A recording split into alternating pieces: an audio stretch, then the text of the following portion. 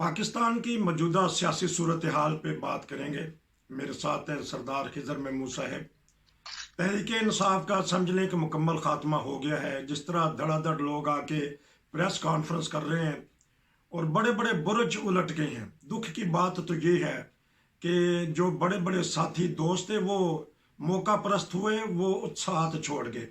हमारी कोई ऐसी गर्ज नहीं कि इमरान खान आए या नून लीग आए या पीपल पार्टी आए।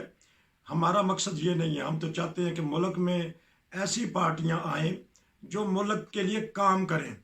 किसी ने इनको ज़माना था, 3 साढ़े 3 साल में तंग आ गए। लाने वालों ने भी पता नहीं किस तरह लेके आए थे, अब भगाया वो भी जानते हैं कि किस तरह इनको भगा दिया। तो लेकिन आज जो एक खबर बनी है मौजू के दोबारा कि कहते हैं कि शेर आवे ही आवे, यानी नवाज शरीफ और जहांगीर तरीन के मुतल्लिक जो फैसला दिया था सुप्रीम कोर्ट ने, वो अपील कर सकेंगे। मुझे सरदार खिजर महमूद साहब ने बताया सुबह, क्योंकि हम तो कानूनी पहलू जानते नहीं, इनसे पता करेंगे कि अब क्या इम्कान हो सकता है। जी अस्सलाम वालेकुम। जी वालेकुम अस्सलाम रहमतुल्लाहि व बरकातुहू। मैंने कोई ऐसी बात तो नहीं कर दी, सारी ठीक बात ही है मेरी। अब मुझे ये बताएंगे कि अदालत क्या कर सकेगी, क्या करेगी सुप्रीम कोर्ट, किसको हक मिलता है। ये नाज़रीन को ज़रा आहिस्ता आहिस्ता और अच्छे तरीके से बताइएगा। जी देखिए देखिए मैं पहली बात का जवाब दे दूं कि जमातें कैसे बनती हैं, कैसे टूटती हैं। जी जिनका 10 साल ये नारे रहे हैं कि हमें शऊर मिल गया और हमें बड़ा हो गया, अब शऊर वाले एक एक रात के बाद चौधरी इश्तियाक के कहाँ का पहुंचे हुए हैं। जी एक अजीब बात है, इस मुल्क के अंदर सियासी जमातें नहीं होती हैं, अवाम की मफाद की बात नहीं होती है। ये मदारी के टुकड़े में नाचते हुए आते हैं। एक मदारी आता है, दूसरा चला जाता है, दूसरा आता है, तीसरा आता है। तो जब वो एक जब पिट रहा होता है तो दूसरा कहीं ना कहीं एस्टेब्लिशमेंट के पास महफूज होता है, तो उसको उतार दिया जाता है। ये खेल चल रहा है। जहां तक आपने सुप्रीम कोर्ट की बात की है, तो उसका बात ये है कि एक 184(3) एक कहा जाता है कानून है, प्रोसीजर सुप्रीम कोर्ट का, जिसके तहत कोई भी किसी भी मामले में सुप्रीम कोर्ट अगर 100 वोट एक्शन ले और वो इंसानी हकूक का हो या किसी और का पब्लिक इंपॉर्टेंस का हो, तो उसमें वो फैसला दे। पहले होता ये था कि उस पर रिव्यू होता था। रिव्यू का मामला ये होता था कि वही जज जो है वो बैठ के वो उसको सुनते थे और उस पर अपील नहीं हो सकती। रिव्यू होता था कि आप जो आपने फैसला किया है आप उसको दोबारा देख लें। तो यकीना वो 3 जज बैठते थे, 3 जज ही वो चारा उन्होंने जो पहला फैसला दिया होता था वो किसी भी कानून से हो या उनकी अपनी जाती ख्वाहिश के मुताबिक हो।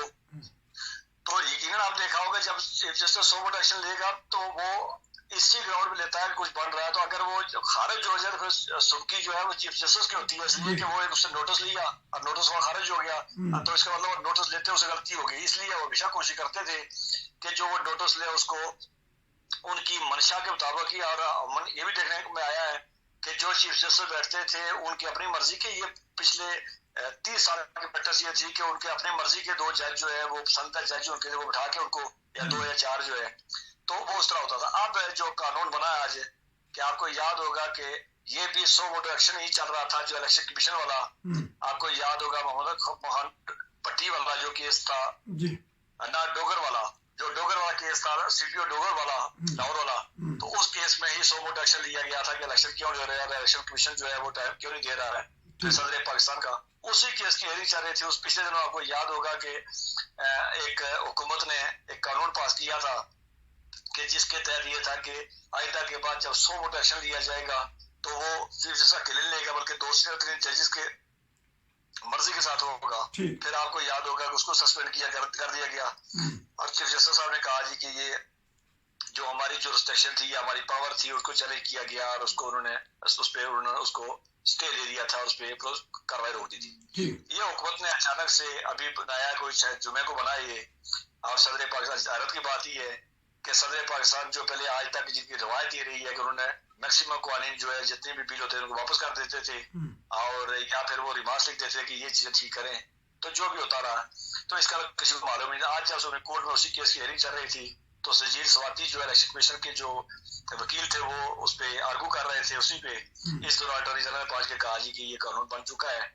अब उसमें ये होगा कि चूंकि रिव्यू था तो अब ये जो उस पर चल रहा था वो बात रिव्यू की चल रही थी, अब अपील होगी इसी का कि जो 100 वोट एक्शन पे, और अपील में ये होगा कि जज जो बेंच बनेगा वो یہ وہی 3 ججیوں کے سے زیادہ کا بنے گا. جی. یہ تو ایک آج کا قانون جو جس کا لب البابی ہے. اچھا مجھے یہ میں بتا دوں، یہ ایک پوچھ لوں میں، یہ چھپ کے وار کیا ہے حکومت کو کہ یہ بھول پن میں ہو گیا، یا ہماری سپریم کورٹ کو پتا تھا تو لیکن وہ کسی کو موقع کچھ دینا چاہتے تھے کہ یہ چھپ کے وار ہے؟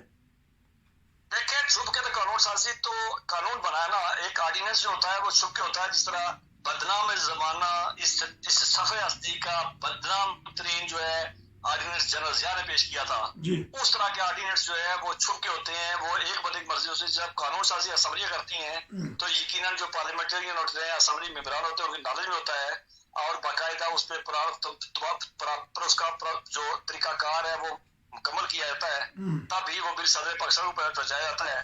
لیکن ایک کوشش انہوں نے کی ہے کہ آپ کو یاد ہوگا کہ وہاں پہ سپریم کورٹ کا یا پارلیمنٹ کے اندر آج بھی جرنلسٹ کو الاؤ کرتے ہیں، لیکن عام کیمرہ جو ہے وہ پی ٹی وی کا ہی ہوتا ہے. تو انہوں نے کوشش کی ہے کہ کسی خبر لیک نہ ہو، تو یہ لا منسٹری بل بنا کے پیش کرتی ہے. اس کے بعد سمجھے اس پہ تقریر بات کرتی ہے، تقریر ہوتی ہیں، بحث پاسا ہوتا ہے. اس کے بعد بل جو ہے منظور ہوتا ہے. منظور جو طریقہ کار ہے بل منظور کروانے کا تو وہ ہو چکا تھا. آج جب وہاں پہ بحث کرتے ہیں ان کو کہا گیا ہے. جی جی. اب اس کی جو دوسری بات میں کہہ رہا تھا وہ یہ تھا کہ اس کا فائدہ یہ ہوگا کہ جو اس میں ایک لفظ یہ کہا گیا ہے کہ آج سے پہلے جتنے بھی جو 100 ووٹر ایکشن لیے گئے ان کو بھی آج کے بعد اپیل کا حق مل جائے گا. اپیلیوں کا نہیں، اپیل کا حق مل جائے گا. اور 60 دن کے اندر جو ہے ٹائم دیا گیا ان کو.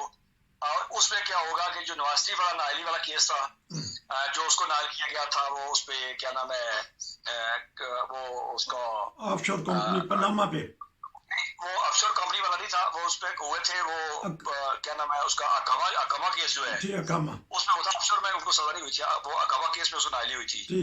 ٹھیک ہے. تو اس کے بعد یہ جو تھا کیا نام ہے جگیر ترین، اس کو بھی اسی میں ہوئی ہے، آف شور کمپنی میں ہوئی تھی اس کو. تو یہ اس کو دونوں کو بھی حق مل جائے گا، کیونکہ ان دونوں کی نائلی جو ہے وہ سپریم کورٹ نے اس ٹائم کہا تھا کہ تاحیات ہے. لیکن آپ کو یاد ہوگا یہی جھوٹ بولنے پہ جب فیصل وابڈا کا کیس کیا تو انہی چیف جسٹس صاحب نے کہا تھا نہیں کہ تاحیات نائلی جو ہے وہ تو بہت بڑا ظلم ہے، یہ کسی کو ذبح کرنے کے مترادف ہے. تو انہوں نے فیصل وابڈا والے کیس میں انہوں نے یو ٹرن لے لیا تھا. اس سے پہلے آپ کو یاد ہو تو جب شاہد خاقان عباسی کی بہن اور وہ 2-3 لوگ جو تھے جن کے پاس جو پاکستانی نہیں تھے، جن کے پاس ڈیول نیشنلٹی تھی، ان کو فارغ کر دیا گیا تھا. لیکن جب عمران خان صاحب کے بشیر جو باہر سے آئے تھے تو جب ان کو رکھا گیا تھا تو آپ کو یاد ہوگا کہ کچھ سپریم کورٹ کا موقف کچھ اور تھا. تو اس طرح کے قوانین جو تھے وہ چونکہ یہاں چہرہ دیکھ کے بھی فیصلے ہوتے رہے، حالات دیکھ کے فیصلے بھی ہوتے رہے.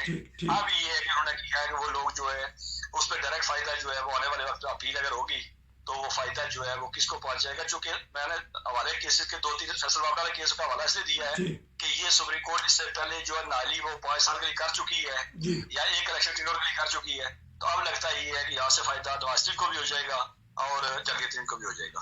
اچھا تو یہ اسی جو ان سے چیف جسٹس صاحب کے دور حکومت میں ہو جائے گا؟ دور حکومت سے مطلب جو ان کے ٹرم ہے، یا یہ انتظار کریں گے فائز عیسیٰ صاحب کا؟ دیکھیں میں نے کہا جب ان کو قانون بنایا تو ان کے سامنے جو ہے وہ گول جو ہے بڑے واضح ہے. آپ پتہ اس پہ دیکھا جائے گا کہ ممکن ہے کہ اگلے 3-4 دن میں چیف جسٹس صاحب اس قانون کو بھی چلے وہ جو ہے اس پہ 100 ووٹ ایکشن لے کے اس پہ بھی کوئی معاملہ کرے. خدشہ تو پیدا ہو رہا ہے. لیکن جس طرح کی چیف جسٹس صاحب کی آج کی ٹون تھی اور وہ بات کر رہے تھے، یعنی انہوں نے وہ جو آڈیو لیکس والا اسے کہا کہ میں نے اس پہ اسٹے نہیں دیا تھا اور وہ ہم سے پوچھ لیا، گلے شکوے انہوں نے کیے ہیں لیکن اپنے صفائیاں بھی بیان کی انہوں نے.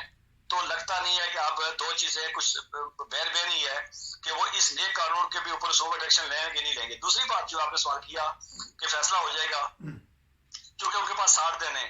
اگر 26 سے ہوا تو اس کے بعد 26 جولائی تک ان کے پاس 60 دن ہیں. تو 26 جولائی تک تو انڈرسٹوڈ بات ہے کہ سپریم کورٹ کی چھٹیاں ہو جانی ہیں اور بڑا بینچ اویلیبل نہیں ہوتا ہے. وہ 2-3 ججز ہوتے ہیں ایمرجنسی میں جو ڈیل کر رہے ہوتے ہیں. تو یاد ہوگا پچھلے سال آپ کو کہ پچھلے سال سپریم جوڈیشل کونسل کا اجلاس بلانے کی کوشش کی گئی تھی، ناکام ہو گئے تھے. تو اس لیے جو بھی ہوگا وہ سپٹمبر کے مہینے میں جا کے ہوگا. تو سپٹمبر کے چونکہ 18 سپٹمبر کو چیف جسٹس صاحب ریٹائر بھی ہو جانا ہے. تو اگر یہ جولائی میں جا کے لگے گا، جولائی کی 26 جولائی تک 25 جولائی تک وہ لگا سکتے ہیں. 25 جولائی کو لگائیں گے جا کے اس پہ یہ دونوں جو اپیلیں جو آئیں گی تو اس کے بعد بنچ بنتے ہوئے لگتا یہ ہے کہ اگلے یہ. لیکن اس کا فیصلہ کیا ہونا ہے ہر قانون دان کو یا قانون سے جو شروع رکھنے والا بندہ طالب علم جو ہے اس کو اندازہ ہو چکا ہے.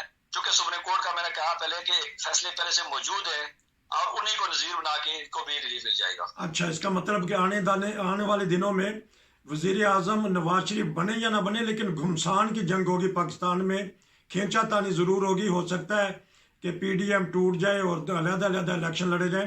1 मिनट में बता दीजिएगा कि चांस बन जाएगा कि ये वजीर आजम दोबारा बन जाए। देखिए, अभी उस पर आप कुछ बात नहीं कर सकते, इसलिए कि नवाज शरीफ का वापस आना एक और बात है, वजीर आजम बनना और बात है। मुल्क की जो सारी हालात है वो आपको मालूम है। इमरान खान के जो पहले आपने शुरू में कहा था, ये बात सही है कि जो उन्होंने किया वो बोया था वो काट रहे हैं, और वो सबके सामने काटा जा रहा है। लेकिन सियासत में आप याद रखें कि सियासत में कहीं किसी बात को हर्फ आखिर नहीं होता कि मौका ना इमरान खान को ऐसी कोई मामला हो कि इमरान खान को वाइस फायदा पहुंच जाए और उनका रिवाइवल हो जाए। इसलिए किसी जगह पे 3 महीने 4 महीने पाकिस्तान जैसे मुल्क में जहाँ सुबह कुछ हालात और होते हैं, शाम के और होते हैं, आज क्या देख लें कि जब सुप्रीम कोर्ट बैठी थी हालात कुछ और थे, और जब अटारी जनरल साहब पेश हुए तो हालात एकदम तब्दील हो गए।